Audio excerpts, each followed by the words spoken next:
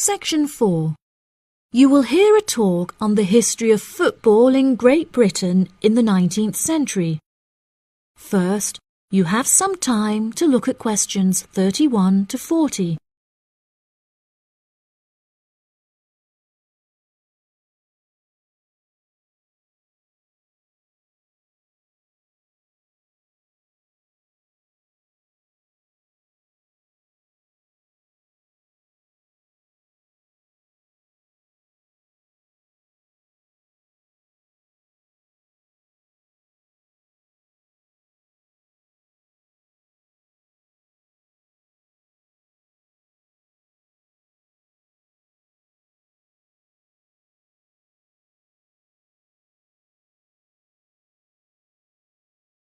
Now listen carefully and answer questions 31 to 40.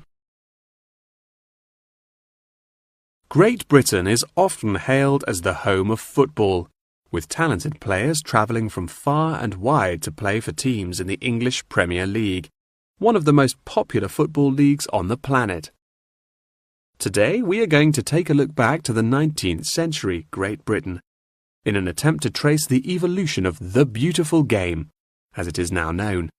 Prior to the 19th century, the game featured a wide variety of local and regional adaptations, which were later smartened up and made more uniform to create our modern-day sports of association football, rugby football, and Ireland's Gaelic football. Even up to the mid-19th century, Shrovetide football, or mob football, was still widely practiced. According to the rules of mob football, there were no rules. A player could legally use any means whatsoever to obtain the ball, such as kicking, punching, biting, and gouging, with the only exceptions being murder and manslaughter. These games may be regarded as the ancestors of modern codes of football, and by comparison with later models of football, they were chaotic and had few cooperation. Towards the latter end of the 19th century and moving into the early part of the 20th century, however, there appeared a newfound emphasis on moral values in football. Perhaps a more modern example of this can be seen in John Terry's suspension as England captain, following reports of his infidelity to his wife. Furthermore, as mob football died away, there grew a greater concern for players' health and general well-being, with many clubs affording their top players access to frequent medical checkups and treatment. Despite the presence of Great Britain's unique state-funded National Health Service, football clubs are still seen today, providing team members with state-of-the-art healthcare facilities, with the top clubs even housing their own specialist doctors and physicians.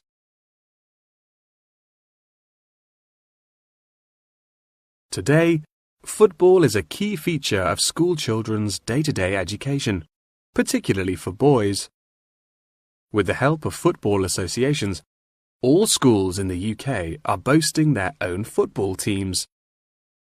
This mainly comes as a result of pressure put on schools and the government by concerned parents, who felt that football education taught their children valuable lessons and indeed vital life skills, such as teamwork and a drive to succeed. Nowadays, many of the UK's top football clubs provide training facilities and outreach programs in an attempt to educate the nation's aspiring youths.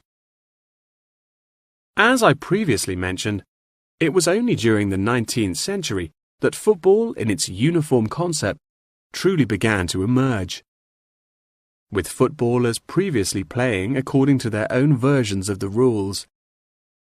However, it was not until the early 20th century that different players actually began to play according to these standardized rules.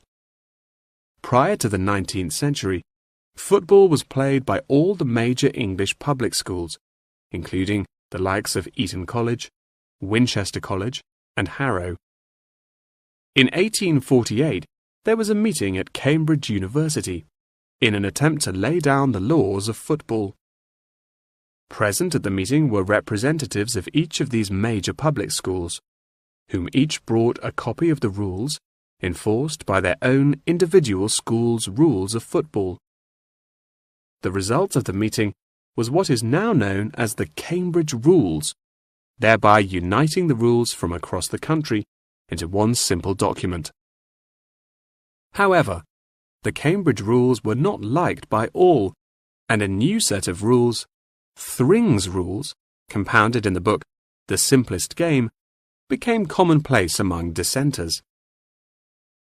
Across the country, improvements in infrastructure and public transport had a knock-on effect of dramatically increasing attendance to football games.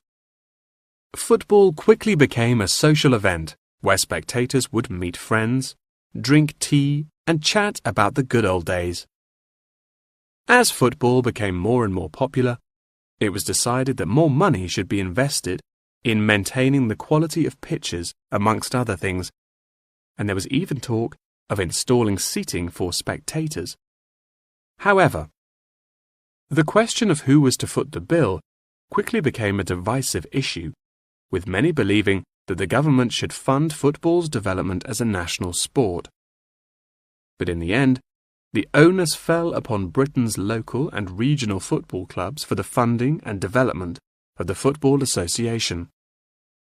They became responsible for the upkeep of football grounds, began to pay their best players a small salary, and organised competitions against other local and regional teams. And there began England's Football Association, or the FA, as we know it in its current form, the governing body of football in England. As the FA continued to grow and accumulate greater wealth, it was able to attract more and more talented young men from across the country, before finally accepting professional talent in the early 20th century. Today, football is played at a professional level all over the world.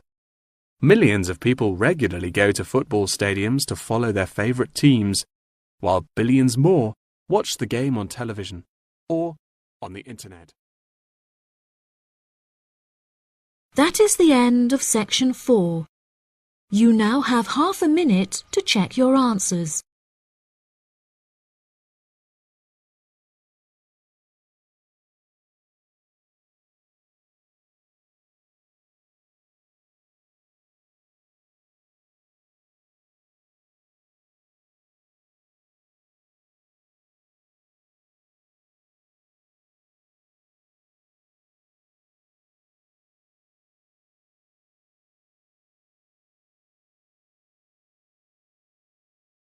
That is the end of the listening test.